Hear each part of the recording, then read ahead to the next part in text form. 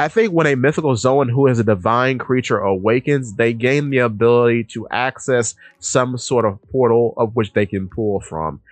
This is shown off by Luffy because he's able to pull goggles and a baseball helmet out of his hair in Egghead. Now, a little while ago, there was a Q&A corner of 10 questions that Oda answered. Question 1 was that when Luffy is using Gear 5th, he pulls out things like goggles and baseball helmets from what looks like a Hagoromo, a feather raiment. Please tell us how that works. Oda's answer is that it's an interest into Nika's fantasy. Now, it's weird that they're referencing Hagoromo and not his hair, but there's a very important detail that I think a lot of people miss. In a lot of cases, not all cases, but a lot of cases, the hair and the Hagoromo amongst awakened Zoan fruit users, at least properly awakened Zoan fruit users, have the same texture. When you look at Luffy, the Hagoromo and his hair are the only things on his body who are wispy and smoky. Everything else is not. So that's why I think hair and Hagoromo are the same thing, because they're made out of the same material. With that being said, we see recently in Elbath that Killingham can make portals into the dreams of everyone on the island and summon nightmare creatures from those portals.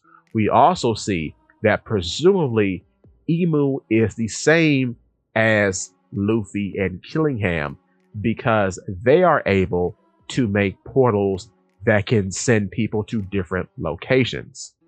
With that being said, I think something like this is going to occur for Yamato, because while Yamato isn't on the same level of divinity as somebody like Luffy with the powers of the human fruit model Nika, or Emu, who presumably is Satan, I think she is on the same level as Killingham, because both of them are divine beasts. She has the ability of a guardian deity of Wano, whereas Killingham has the power of a divine beast in the form of the Kirin.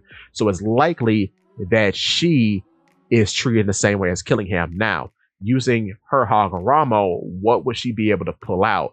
That is the question. Perhaps she's able to do something with ice. Maybe she can freeze a person's thinking, or she can pull out an object made of ice from her Hagoromo.